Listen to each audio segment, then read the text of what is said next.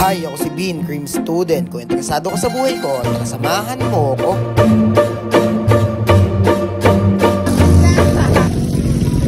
Araw nga pala mga tropa ay Teacher's Day at wala nga pala tayong pasok dahil wala namang OJT. Happy Teacher's Day nga pala sa lahat ng teacher. Tatrabaho na lang tayo, sayang din kasi yung araw. Tsaka may bagyo nga din pala ngayong araw mga tropa, kasagsagan nga pala ng bagyo. Dahil sabi nga pala mga tropa ng Pag-asa, dadaan daw yung bagyong Paulo sa Northern Luzon. Nasa Central Luzon naman tayo mga tropa, kaya hindi pa masyadong ramdam. Sabi din kasi mga 2 pa daw ang daan. Maaga naman tayo mga tropa, pipitas ngayon kaya hindi pa natin mararamdaman yan. At umagang-umaga nga mga tropa, malapit nga lang din pala sa amin dito yung pipitasan natin. Bago nga pala mag-start yung araw natin mga tropa, may share muna ako sa inyo yung Bible verse. Yung Mateo 5 verse 5, pinagpala ang mga mapagkumbaba sapagkat mamanahin nila ang daigdig. Sabi nga dito na kung ano yung estado mo sa buhay o gaano ka kayaman, gaano ka kasikat, gaano ka karangal, ay dapat ay mapagkumbaba ka pa din at may takot ka sa Diyos. Tsaka lagi nyong tatandaan mga tropa na kung sino pa yung mapagkumbaba at humble sa buhay mga tropa, sila pa yung inaangat ng Panginoon. May kasabihan nga mga tropa na paa sa lupa, mata sa langit. Tapos ayun nga mga tropa, nagbihis na nga lang ako dito ng susuotin natin. Lagi yan.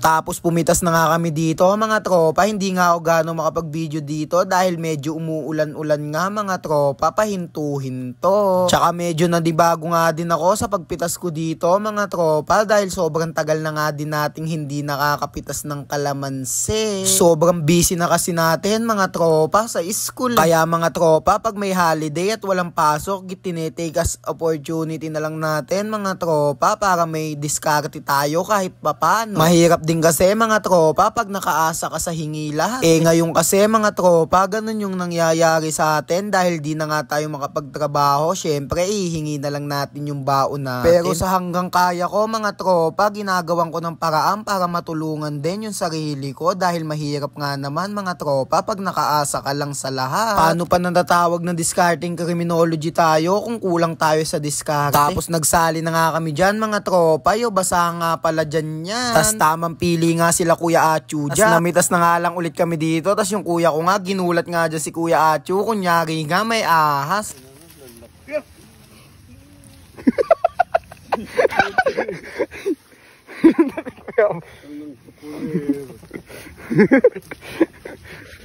Tapos ayun mga tropa, nagsalin nga lang ulit tayo dito dahil basang-basa na nga tayo dyan at di nga tayo makapag-video ng maayos dahil nga pala lumalakas na nga yung bagyo. Sabi nga kasi sa Pag-asa, 2:00 lang maglalandfall mga tropa, malapit nang mag 2:00 niyan kaya medyo umuulan-ulan na. Tapos tamang pili nga lang kami dyan ng mga hinog mga tropa para maisalin na din namin sa red bag yung mga napitas namin. Video muna kita. Pipili ka. Kuya Angso. Ano sisikat? Yung mga head and pulpol.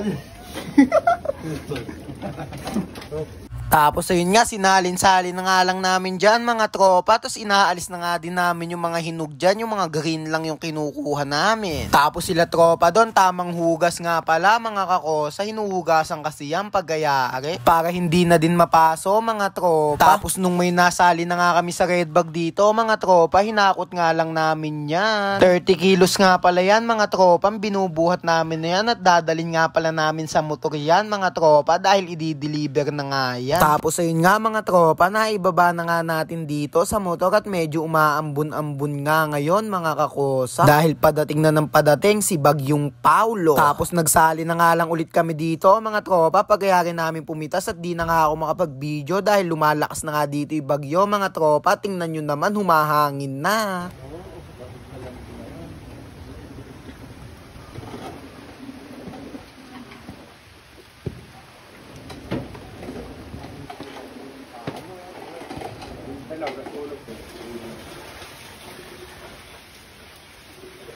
Sobrang sa isip ito.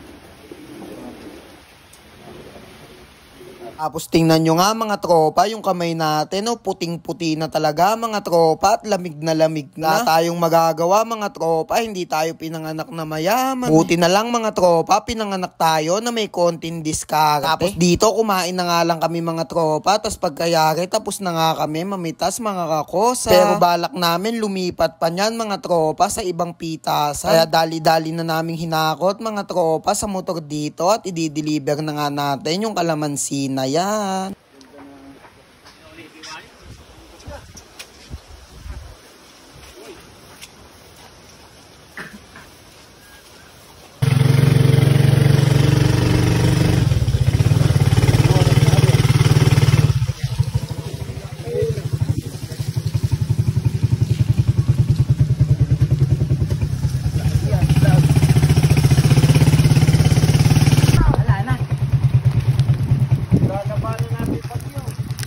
Kaya nilalabanan. Radyo, bagyo. Tapos pumunta nga lang kami dito mga tropa sa Three Kings dahil dapat pipitas pa kami dito mga kakosa. Dahil may kulang pa nga kami na kota mga tropa sa pipitasin namin. Kaso walang tao pala mga tropa kaya hindi natuloy yung pitas natin. Tapos lumalakas ng ibagyo dito. Kaya i-deliver na lang namin at hindi na kami pipitas.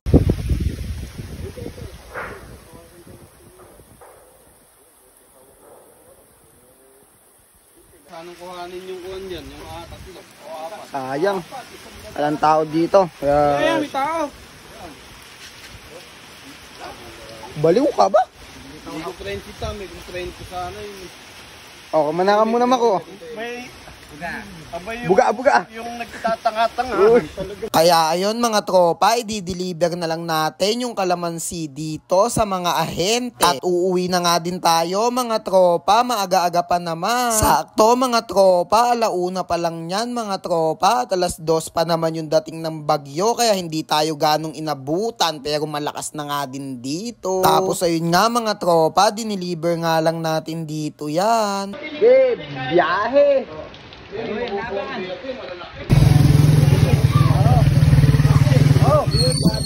Lipad hanggang ulan ano boy? Boy!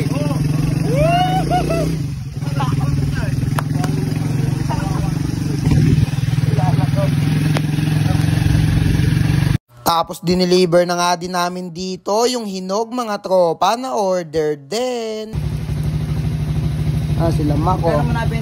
Tapos ayun nga mga tropa, umuwi na nga lang kami dito dahil palala na ng palala yung bagyo dito. At salamat nga pala mga tropa sa panunood.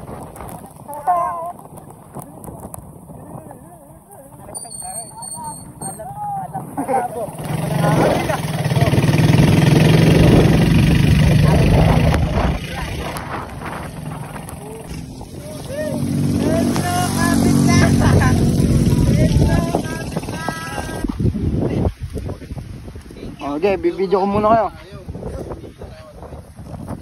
Kumita, 220. Basa. Hanggang dito na nga lang mga tropa. Salamat nga pala sa panonood mga kakosa. Siyempre bago yan, ika muna. Bye-bye. Rar!